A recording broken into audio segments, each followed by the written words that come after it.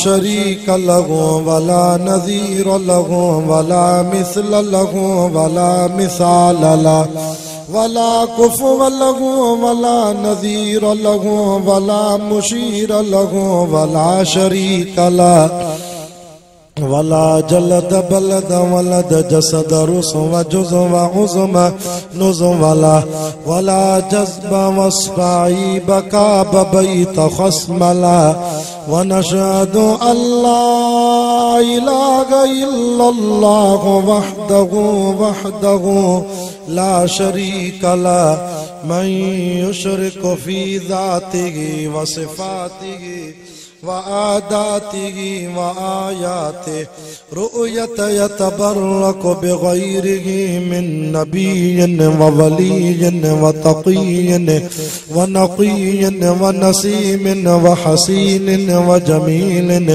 व सग़ीरिन व कबीरिन फ़अलैहिल ख़ुस्रान वल वबाल।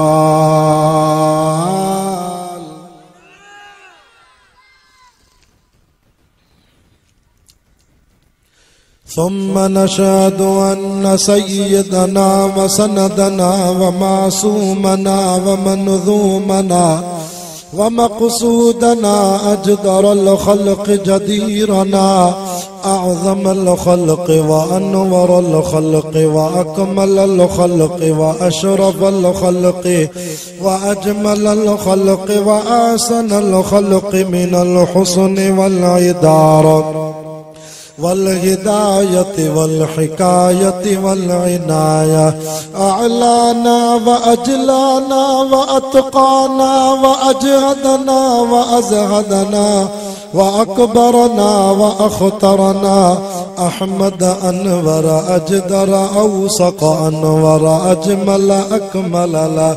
ثم نشهد أن حبيب ربنا وصمدنا محبوب جدلنا ونزلنا إيماننا مبين فرقاننا عادي سبيلنا رونق جدراننا هو عدوة نظمة قدوة رتبة أسوة حسنة وبدلائله القاهرة الغالبة الظاهرة الباطنة سعيد إلى سدرة المنتهى في ليلة المعراج كشف الدجى ثم دنا فتدلى فكان قاب قوسين أو أدنى فأوحى إلى عبده ما أوحى. عاشق رسول الله جو سبحان الله.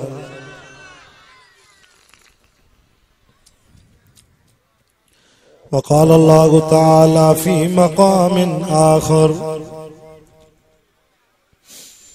وسيجنبها الأتقى الذي يؤتي ماله يتزكى وما لأحد عنده من نعمة تجزى إلا ابتغاء وجه ربه الأعلى ولسوف يرضى. وقال أبو بكر رضي الله عنه حبب إلي من الدنيا ثلاث النظر إلى وجه رسول الله وأن يكون بنتي في بيت رسول الله وأن يكون إنفاق مالي على رسول الله. صدق الله العظيم. إن الله وملائكته يصلون على النبي يا أيها الذين آمنوا صلوا عليه وسلموا تسليما.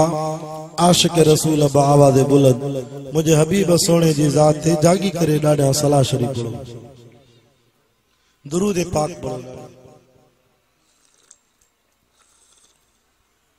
अल्लाहुम्मा सल्लि अला मुहम्मदिन नबील उम्मी व अला आलिहि व सल्लिम तस्लीमन दाइमन अबदन अबदा.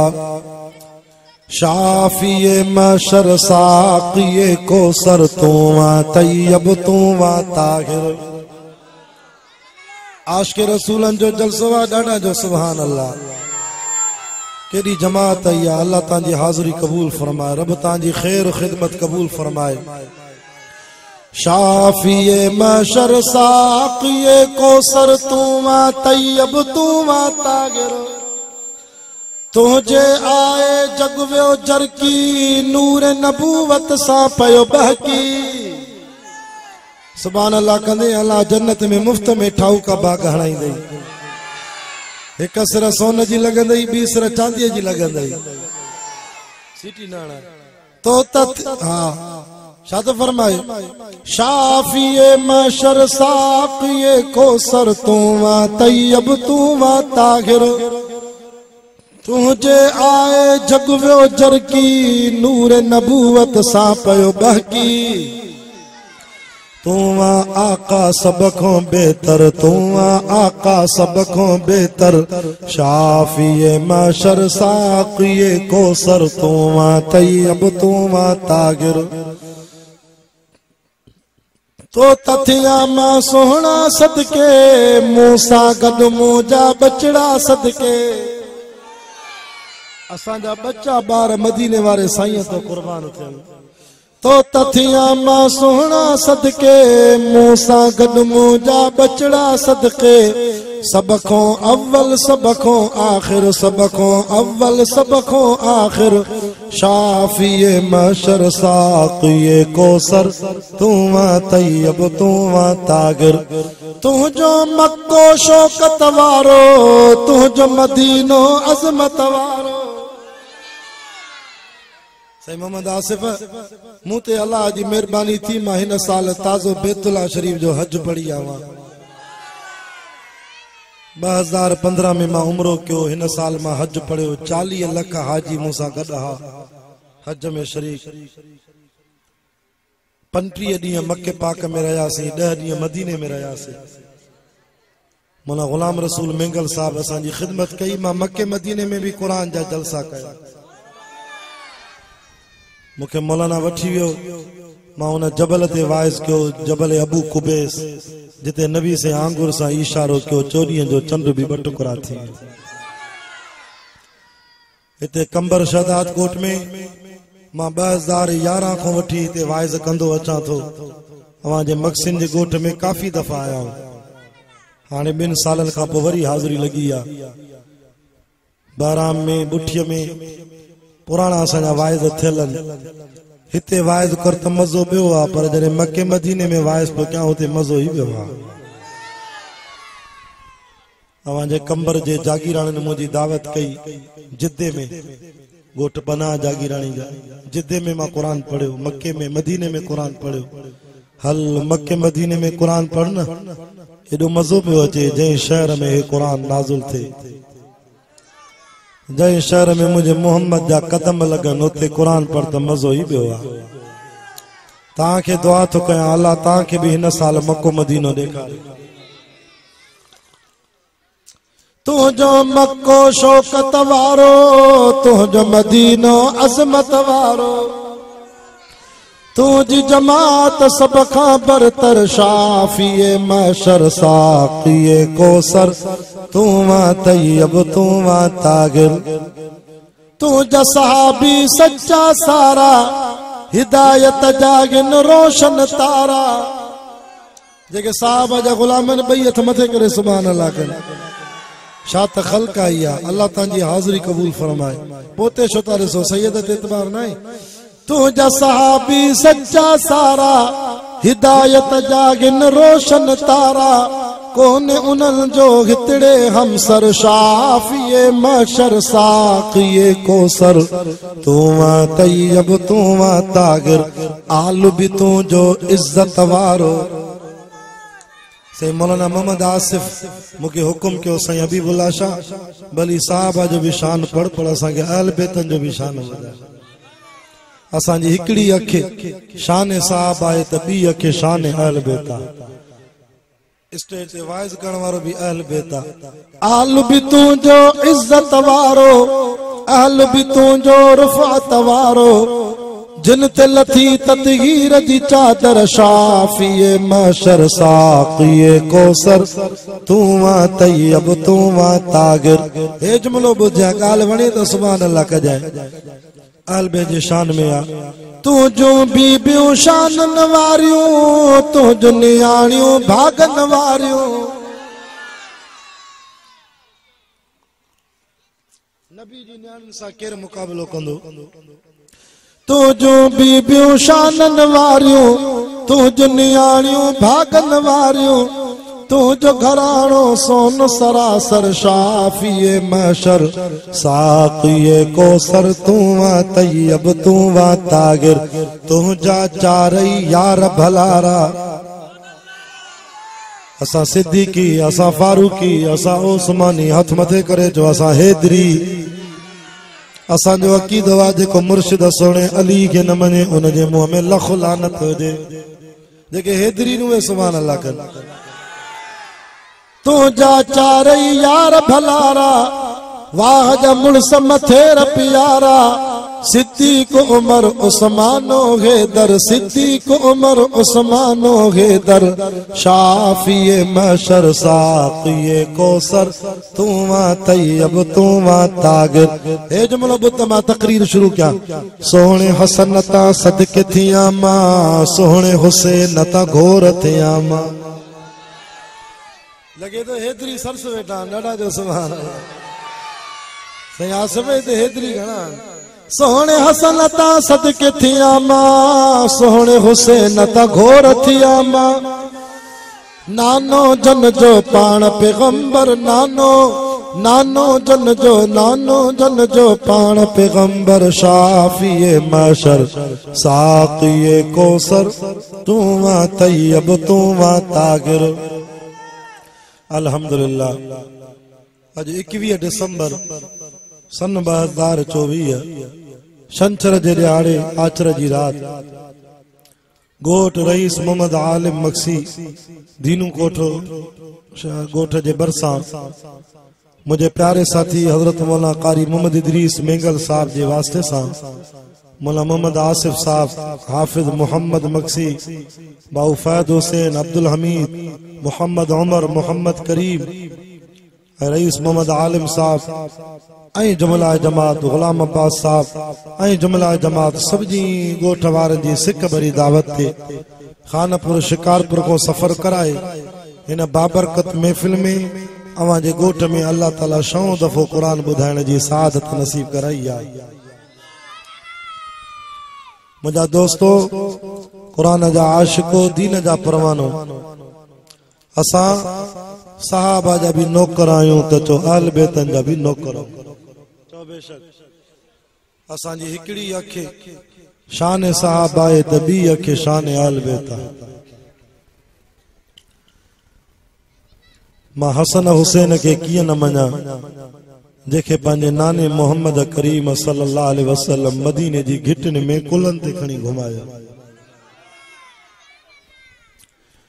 दिसण वारा दिसी करे चवन पिया वाह जी सवारी आ। शामियाने जे परियों कुछ नौजवान गोड़ था करने के चुप करायो हे माके डिस्टर्ब था करने इन्हनि के को वने चुप कराए।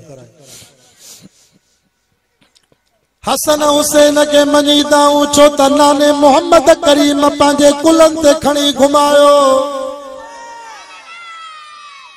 मक्सी साहिबो कंबर वारो बहराम वारो हाकिम शाह वारो मुख्तलिफ गोठन जा आयल दीवानो अल्लाह सही तां के भी औलाद दिनी आ।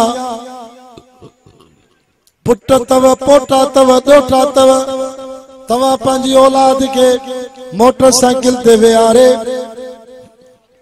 कंबर शहर जी बाजार मो या शदाद कोट मो पसंद जूं शयूं वठी दींदा हो। अञा को पांजी औलाद के मेरान गाड़ी ते विहारे 3D कार ते विहारे एक्सला ते जीएला ते कल्टक्स ते अल्टक्स ते अञा को MP MNA आ पांजी औलाद के पेजारे में विहारे कोयटा जा कोई मरीजा थतन मुल्कन जा सैर कराइंदो आ। अञा को वजीर आला वजीर आजम पांजी औलाद के हेलीकॉप्टर ते विहारे हवाई जहाज में विहारे मुल्कन जा दौरा कराए या कार में वियारे रानी बाग शाही बाग फूल बाग लबे मेरान मुख्तलिफ किस्म जूं तफरीहात घुमाईंदो आ पर सैयद हबीबुल्लाह शाह बुखारी जो अकीदो आ कसम मुझे रब जो जेका सवारी मुझे रब हसन हुसैन के जाराई कयामत के मां जे लाल के एड़ी सवारी न मिलंदी एड़ी सवारी।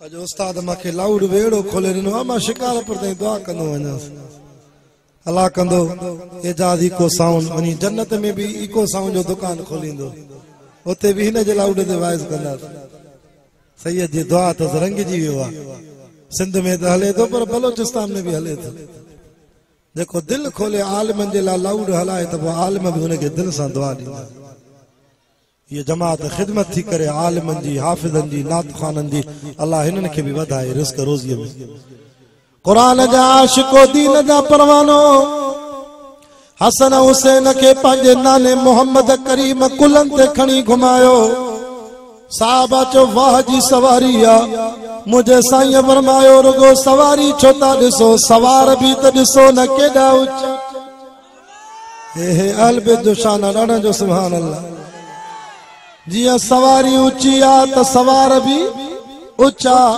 जिया के माओ जलाल के हेड़ी सवारी न मिलंदी हसन हुसैन जेड़ा शहजादा भी कोन मिलंदा वो फैसलो कयो पाण मां तवा के दलाल जी बोली में गाल तो समझाया अड़े चरिया हसन हुसैन के मनी दाऊं शो त नाने मोहम्मद कुलंद खणी घुमायो पर यार मां अबू बकर सिद्दीक जो भी नौकरा मां सिद्दीक के किए न मना अबू बकर वरी वो साहबिया जेको हिजरत जी रात मुझे साईं जे सफर जो साथी आ हे जमात सानी महीनो अबू बकर साईं जे वसाल जो महीनो आ साईं जन फरमायो सिद्दीक अगो जबला पोयो अबू जहल दुश्मना लश्कर समेत कड्डा सिद्दीक किया कया सवारी कोने सोनो तो जे सवारी कोने हेरे तक जाए अबू बकर तो चे या रसूल अल्लाह घबरायो छोता सवारी हाज़िरा सवारी केर तो चवे के तो चवे नबी साईं केड़ी जाए ते चवे तो गारे सो मां वो जबल ॾिसी आवां 5000 फुट जी बुलंदी जो जबल हाजी असां इए न पिया चढ़ी सघूं अबू बकर तो के सलाम उम्र में नबी साईं को 2 साल नंढो आ चे तो सोना हे जी ये लोई सैयद जे कुलन ते पईया अबू बकर तो चे या रसूल अल्लाह ता मुझे कुले ते सवार थियो तो मां 5000 फुट जो जबल तवा के कुलन ते खणी अल्लाह जे हुक्म सा पार कर अरे हया कर एड़े अबू बकर उमर के गारी थो दे मता खुदा कब्र में शिकिल न फिराए छे हसन हुसैन के मने दो शो त नाने मोहम्मद कुलन ते घुमायो सिद्दीक के चोन दो मने सिद्दीक तवरी हुसैन जे नाने के कुलन ते घुमायो साईं अब्दुल्ला शाह बुखारी जी कब्र ते अल्लाह रहमत करे ता ॾिठो साईं वडा दलाल दींदो हो तकीरुन में साईं अल्लाह के प्यारो थियो अज रब तो के सैयद हबीबुल्लाह शाह बुखारी दिनो मां भी तो के दलाल जी बोली में गाल तो समझाया फैसलो ता कयो हसन हुसैन के मने छो त नाने कुलन ते घुमायो अबू बकर के छो न तो मने हुसैन जे नाने के कुलन ते घुमायो गाल समझ में आई अला नहीं अब अचियो समझ में एक दलील अच त हाने सैयद तो के बियो दलील समझाई मां मुर्शिद अली साईं जो नौकरा अली अलिया असा अली साईं जे कदमन जी जुतिया जी मिट्टी भी पाजी अखिन में सुरमो करे पाईंदा से शेरे जलिया फातिगे खैबर अम्मा बीबी फातिमा तुज़ारा थी फरमाए मुझो सोनो अली सुबह जो घणो निकरदो मथे ते पटको पाईंदो असा बुखारी सैयदन भी इन करे पटको पातो आ मुझो मुर्शिद अली पिटके वारो न हो चो पटके वारो हो असा दाढ़ी चो रखी आ मौलाना असा दाढ़ी न करे रखी आ करबला जे मैदान में जेको जवान शहीद थियो न इमाम हुसैन साईं रज़ी अल्लाह अन्हु उन जे चेहरे में पंहिंजे नाने मोहम्मद जी सुन्नत दाढ़ी मुबारक सीने ताईं चमके पई। हे पटको हे दाढ़ी हे कुरान बुधो बुधो बाराम जे इलाके वारो बुधो दीनू कोठ वारो हे पटको हे दाढ़ी हे कुरान इहो ई त हुसैन जो ॾाजो आ। मां त दोस्तन के चवंदो आहियां असां के करबला मो सबक इहो मिलियो आहे सैयदन सजदो न छॾियो बीबिन पर्दो न छॾियो। हे करबला बयान कंदा आहिनि न हालांकि करबला जी तारीख़ लिखण वारो जंहिं लिखियो आहे किताब उहो 100 साल खां पोइ जायो आहे। हाँ साल हिते तव्हांजे दीनू कोठ में को वाक़ियो थिए पर उहो वाक़ियो जेको बयान करे उहो 100 साल खां पोइ बयान करे त इहो सही कंदो बयान। इहो ॼायो ई न ॾिठई तो करबला जे वाक़े में घणियूं मन घरत ॻाल्हियूं आहिनि न बीठो न ॾिठई ॼायो ई 100 साल खां पोइ आहे। इनखे कहिड़ी ख़बर त करबला में छा थियो। बसि मुंहिंजो मुर्शिद वारो साईं अब्दुल करीम कुरैशी जंहिंजी क़ब्र में जन्नत जी खुशबू आई। साईं फरमाईंदो करबला जो वाक़ियो नाज़ुक मसइलो आहे इनखे बयान न कयो। बस अलाए छा थियो कहिड़ो मंज़र हो बस असांखे रुगो करबला में सबक इहो मिलियो त सैयदन सजदो न छॾियो बीबिन पर्दो न छॾियो। छो त इमाम आली मकाम करबला में नमाज न छॾे न छॾे। छादो फरमाए जिसकी हिम्मत पर अली उल मुर्तजा को नाज था। थकजी विया हाणे थकजी विया तव्हांजी बैटरी चार्जिंग छॾे वई आहे। जिसकी हिम्मत पर अली उल मुर्तजा को नाज था उस नवासे पर मोहम्मद मुस्तफा को नाज था। यूं तो सजदा करने वाले बहुत गए सारे बंदे पर हुसैन इब्ने अली का और ही अंदाज था। कादे में सोना कटा कर गर्दने बतला गए करबला वाले कि कभी बातिल के आगे झुक नहीं सकते खुदा वाले। चाहिए न सुभान अल्लाह बुधो कुरान जा आशिको दीन जा परवानो मुझो सोनो अली सुबह जो घरों निकतो मथे ते पटको चेहरे में दाढ़ी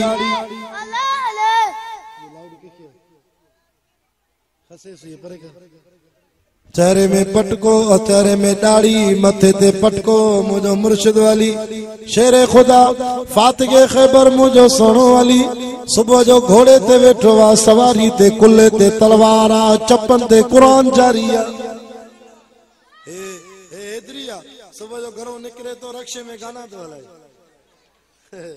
चिंचिए में गाना होटल वारा भी एड़ा निभागा सुबह जो हलाइंदे कुरान कुरान हलाए पो वरी नात हलाए पो वरी अदो शमन मीराली ओ रूबीना और अदो इंडिया चाहे चला विरादी शेताल विरादी सब विरादी पोवर चलो सही अभी विलासा तो आता गुरु सारे में बरकत कोनी दे जमीन के हर उजारा यही उन ट्रैक्टर वाले भी 83 पारा कुरान जा पढ़ी पो हर दिनो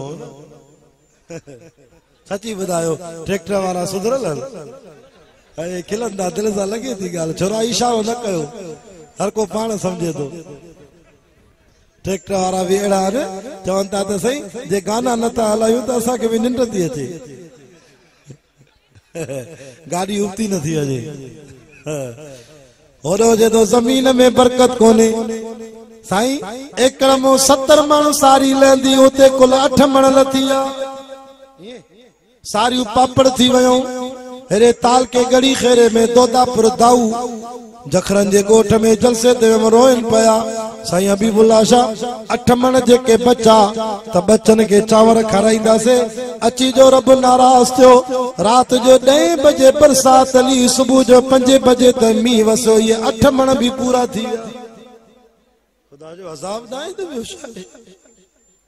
फसल तैयार हो जाए मी वसे तो अल्लाह जी नाराजगी जी निशानी मोटी चो सैयद हबीबुल्लाह शाह ताके नापो देण आयो आ अचो सोने अली वांगुर कुरान सा प्यार कयो तौबा कयो इस्तगफार कयो मुझो मुर्शिद अली शेर खुदा घरों निकरे मजदूरियत वने कुरान पढ़े। अम्मा फातिमा चेती अली घरों निकतो, अली जे चपन ते आवाज आ बिस्मिल्लाहिर रहमानिर रहीम अल्हम्दुलिल्लाहि रब्बिल आलमीन अर्रहमानिर रहीम। अज मक्सिन जे गोठ ते जैसी ताई एजादी को साउं जो आवाज तो वने, अज वण वण ते पन पन ते दर दर ते थाव थाव ते अम्मा भेण घर जे वटे वटे ते कुरान जी रहमत जो मीठो वसे।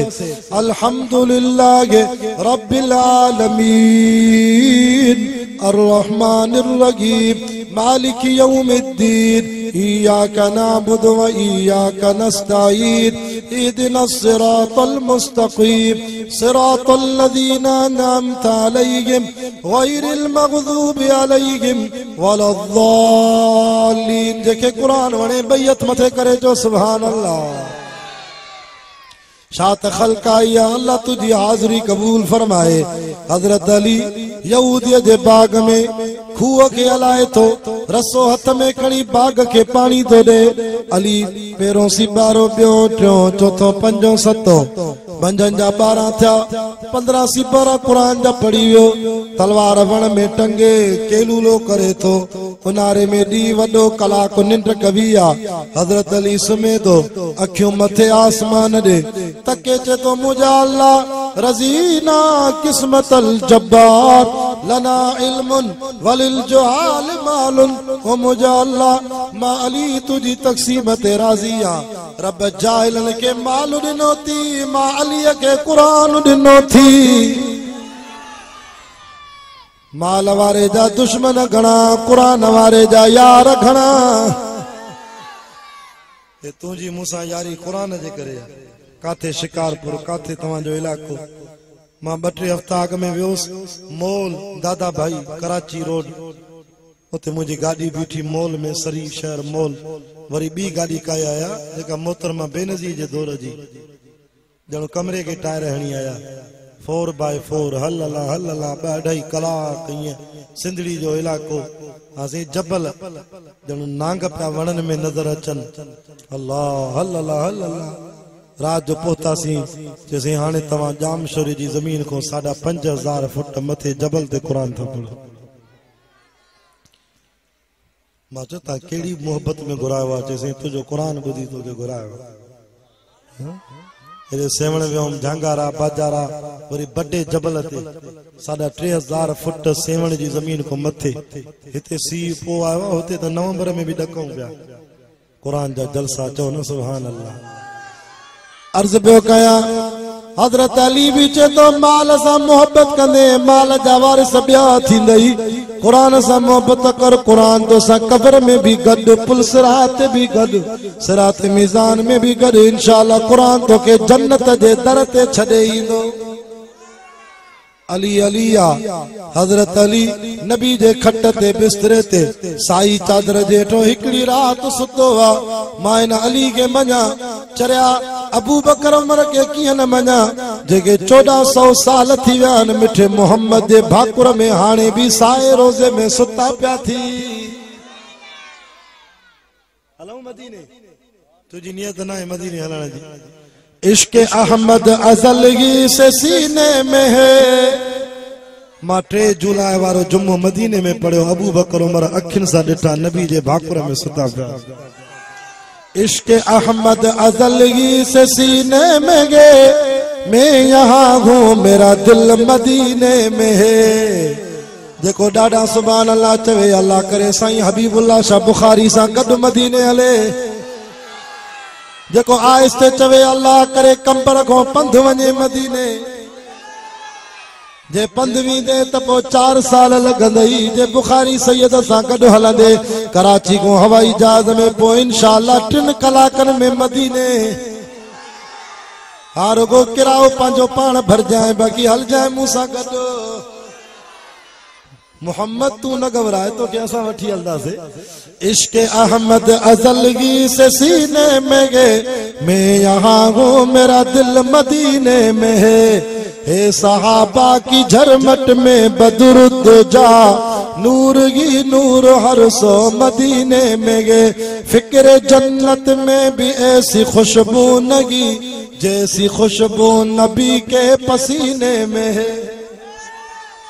तवा जुमे जेरी ईद जेरियो नवा कपड़ा पाइंदा हो, तवा पांजे कपड़न के लार काने कंबर जे दुकान जो अतर अंबर सेंट जी शीशी हणदा हो, तवा असा जी खुशबू 5 मिनट ले 10 मिनट ले हजरत उमर तो जे असा नवा कपड़ा पाइंदा से, असा पांजे कपड़न के नबी साईं जो पघर पसीनो हणदा से, एडी खुशबू जैसी ताई असा साहब जा कपड़ा गरी फाटी खत्म न थींदा हा ते सीधे मिठे मोहम्मद जे पगर जी खुशबू न वेंदी। वाह मुकद्दर अबू बकरो फारूक का, जिनका घरो रहमतों के खजीने में है।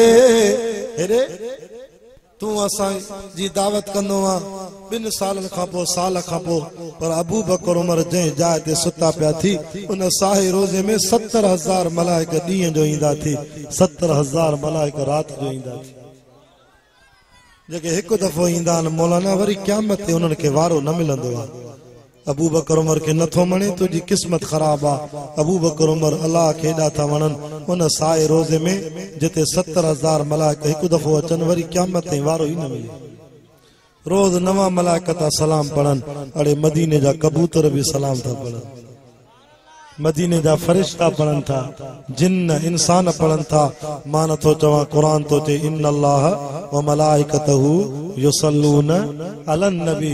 इन साए रोज़े ते सजी कायनात सलाम पढ़े थी, पर कायनात जो रब अर्श वारो मुझो रब भी सलाम थो पढ़े। चाहिए न सुभान अल्लाह। वाह मुकद्दर अबू बकर फारूक का, जिनका घर रहमतों के खजीने में गे। जो कर 15 मिनट साथ रे, मुझे टाइम पूरो थन वारो आ। बेसहारा न समझे जमाना मुझे, मेरे आका का मस्कन मदीने में है। अली जी गाल हले पई, तवज्जो कर पूरी कया। अली वरी उथो मजदूरी कये, घर आयो। अम्मा फातिमा चेती शाम जो टाइम मा अली घोड़े तो लाण वारो आ। अली जे चप्पल में आवाज पे अचे, कुल हुवल्लाहु अहद अल्लाहु समद लम यलिद व लम यूलद व लम यकुल लहू कुफुवन अहद। कुल अऊज़ु बिरब्बिल फलक मिन शर्रि मा खलक व मिन शर्रि गासिकिन इज़ा वक़ब व मिन शर्रि नफ़्फ़ासाति फिल उक़द व मिन शर्रि हासिदिन इज़ा हसद। वरी मुझो सुनो अली तो चे, कुल अऊज़ु बिरब्बिन नास मलिकिन नास। मां त दुआ तो कयां अल्लाह कंदो हिते हर साल जलसो थींदो, सैयद भी हर साल। कुल अऊज़ु बिरब्बिन नास मलिकिन नास इलाहिन नास मिन शर्रिल वसवासिल खन्नास अल्लज़ी युवस्विसु फी सुदूरिन नास मिनल जिन्नति वन नास। मुझो सुनो अली जरे घर आयो, ये लफ्ज पे पढ़े त मां खातूने जन्नत फरमायो। अली दे त खबर, सुबह जो घरों में ते पैरों सिपारो, मोटिया में आखिरी सिपारो। मुझे साईं फरमायो, सोने अली फातिमा तुझे बाबे मोहम्मद जो चवा, अली उम्माल कुरान वल कुरान मा अली। अली कुरान सां गॾु हूंदो आ, कुरान अली सां गॾु हूंदो आ। अली वारो आजान मिली है, हल नमाज ते सही दुआ कजाए पर्दा से करी पढ़ दे चाहे को पते नमाज तो वञाई। मदीने में मुझो सोनो अली आजान मिलती बी जाते नजर नहीं दो, मुझो सोनो अली मस्जिद में नजर। अली को पुछंदा, अली जन्नत में मजो कने मस्जिद में मजो? तवज्जो कर, टाइम मुख्तसरा। मुझो सोनो अली तो जे जन्नत में एडो मजो ना है जेडो अल्लाह जे घर में मस्जिद में मजो आ। शो सोना अली फरमा, हाओ जन्नत में वेंदुम मां अली के अल्लाह जो नेमतूं मिलंदियूं। अली को अली जो नफ्स खुश थींदो। आजान बुधी मां अली मस्जिद में ईंदुम त मां अली को अली जो रब खुश थींदो। जंहिंजो रब तंहिंजो सभु। तव्हांजो छा ख्याल आहे, मस्जिद सां प्यार कबो न? तवज्जो कर, टी ॻाल्हि ॿुधायां, दलाल जी ॿोली थो ॻाल्हायां। नबी जा 4 यार थी, घणा यार? 4 यार। मौला इदरीस मेंगल भी चे पियो, साईं 4 यारनि ते रोशनी विझ जाए, ईअं न मौलाना? अली अलिया शाद फरमाए 4 यार मुझे सोने मोहम्मद दा दिल पर अल्लाह अकबर कबीरा बजाटा थी बसोरा थी सुभान अल्लाह तकर बजाटा बसोरा भाई को पखण जगह खाली दे जाटो पुट जी जाए ते थींदो वा सोरो अबे जी जाए ते थींदो वा उस्मान अली जी अजमत तो कुर्बान वना ये बई यार मुझे मोहम्मद दा जाटा थी एनो वाइज करण वारो मौला हबीबुल्लाह शाह वरी मुखो पो वाइज करण वारो मौला हबीबुल्लाह उस्मानी सुभान अल्लाह तकर खटी वे हबीबुल्लाह आया थे हाय हबीबुल्लाह मन अल्लाह जो दोस्त एक लांदो बियो हबीबुल्लाह इंदो अल्लाह कबूल फरमा मा मौलाना के दुआ तो कया सी मौला हबीबुल्लाह उस्मानी के अल्लाह जंग जर में कबूल फरमाए अख मारे कर सलाम ते हिन जवान किया काथे मारे कल फोन के त काथे वड खुशदार मा जो बो हेडे की इंदे कंबर जे अल्लाह पुजाइंदो वरी चे तो सुभाणे हल त वंगू करख को वठी हलाए वरी खुशदार सुभाणे मौलाना जा मुजा वरी लस बेले में प्रोग्रामन वरी कराची मेमन गोठ दुआ क्यों अल्लाह असांजा सफर कबूल फरमाए मां हिन के चवंदो मौला इदरीस मेगल तू मरी वे त असां सब रोईंदासे ये असांजे मौलवी जी नानी आ खुदा जो कसम अल्लाह हिन के हयात दे सैयद हबीबुल्लाह शाह जा दी भी अल्लाह हिन के दे कुरान जा आशिको दीन जा परवानो जलसन जो सीगारा त मौला मुद इदरीस मेगल आ रब कबूल क्यों थस मुजी खानपुर जा जमाती पा चवन साईं असा के भी इयो स्टेज सेक्रेटरी इयो हाल मठी दे जो जलसन में मानू जी निंड फिटाए तो अल्लाह कबूल फरमाए कंदकोट कश्मीर सजी सिंध बलोचिस्तान पे घुमाए रब मौलाना इदरीस मेंगल साहब के पंजाब भी अल्लाह घुमाई दो अख मारे कर बजाटा थी बसोरा थी उस्मान वली मुझे मोहम्मद जे दर ते आया नबी से उन्हन के न्याणियों दिनियो पर अली अबू बकर उमर भी शान में घट ना मुझे साईं फरमायो अबू बकर तवा जी अल्लाह इज्जत कई रब चो सोना मोहम्मद तुझे दर ते ब्या घोट थी आया पर तू मोहम्मद घोट थी सिद्दीक जे दर ते वञो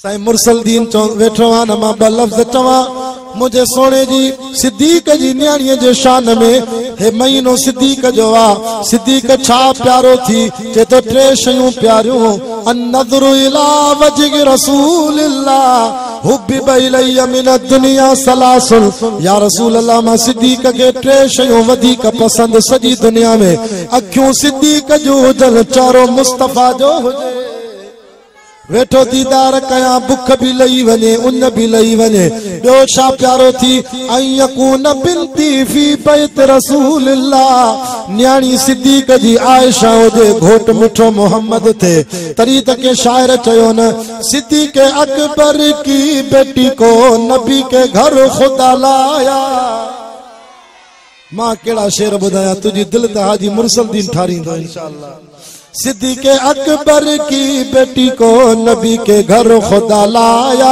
वाह मुकद्दर मेरी अम्मा नबी का संग तूने पाया तेरे बिस्तरे पर जी अम्मी जिब्रील कुरान लाता था हो मेरा का तैयबा का लक़ब देकर मदनी मुस्कुराता था कि तू उम्मत की अम्मी हो नबी प्यारे ने फरमाया था तू अम्मी आप अच्छी गे तेरा हुजरा भी अच्छा गे तू अम्मी आप सच्ची गे तेरा बाबुल भी सच्चा गे ये सच्चों का घराना था ये पाकीज़ा घराना था खुदा को तब तो पसंद आया अम्मा आयशा ते मुनाफिकन तो मत ही मुझे नबी जी इज्जत हमलो थो बीबी साहबा रुनी अल्लाह के दान ने तर्जुमान ही तो बयान करे चेती लगी मरियम पे जब तो मत कम सन ने गवाही दी मेरी बारी पे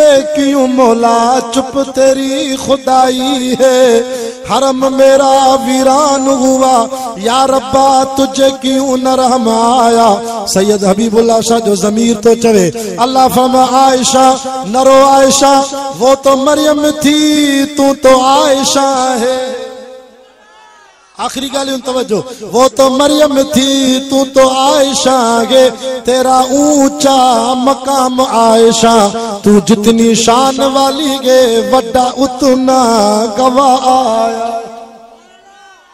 अम्मा आयशा के बारे में 18 आयतूं कुरान जो लथियूं लाउड मौलाना इदरी सके दे अल्लाह अकबर 18 आयतूं लथियूं सूरत नूर जो अम्मा साण सजदे में किरी पई रोए पई अल्लाह से कहते भी मौला 40 दी मिठो मोहम्मद माके जुदा कई रोई रोई मुसल्लो आलो क्यों न मानी वणी न निंड आई मुजा रब इन गोड़न जी माके कीमत दे। हदीस में अचे तो बकतरा अल्लाह के ॾाढा प्यारा एक पंहिंजा गुनाह याद करे अखिन मो नीर वहा तुझो घोड़ो जमीन ते न करंदो मां खुदा माफ करे छॾींदो मैं बियो अल्लाह जे रस्ते में जिहाद मुजाहिद को गाजी को शहीद को कतरो खून जो करे हेठ न करे खुदा माफ तो करे छॾे। अम्मा आयशा चेती मौला मुखे पंहिंजो महबूब जुदा कई इन घोड़न जी कीमत त दे। रब तो जे आयशा तेरे रोने का मैं ऐसा मोल पा दूंगा मोल माना कीमत तेरे रोने का मैं ऐसा मोल पा दूंगा हे जुमलो बुझा ईमान ताजो थींदे वणे त नारो हण जाए तेरे रोने का मैं ऐसा मोल पा दूंगा आयशा तेरे रोने का मैं ऐसा मोल पा दूंगा कयामत तक तेरे हुजरे में मैं मदनी को सुला दूंगा। नारे तकबीर शान सैयदा सिद्दीका शान सैयदा आयशा सिद्दीका शान मोहम्मद मुस्तफा। अल्लाह अकबर टी गाल व अन यकून इनफाक माली अला रसूलिल्लाह माल सिद्दीक जो हुजे मोहम्मद घुरंदो वने मां लुटाईंदो वना तरे सिद्दीक सजे घर के बुहारी दे सब नबी साईं के दिने साईं घर छा छड़े आवा कि अल्लाह व रसूल अल्लाह अल्लाह के रसूल जो नालो छड़े आवा सहाबा पाक ने क्या हक को जिगर दिया कि बहरे दीन बेधड़क सब ने माल व जर दिया किसी ने निस्फ घर दिया किसी ने सुल्स जर दिया मगर आयशा के बाप ने दिया तो इस कदर दिया खुदा के नाम के सिवा जो कुछ था ला के धर दिया। अल्लाह ताला जो हामी नासुर है जिंदगी बाकी मुलाकात बाकी वमा अलैना इल्लल बलाग।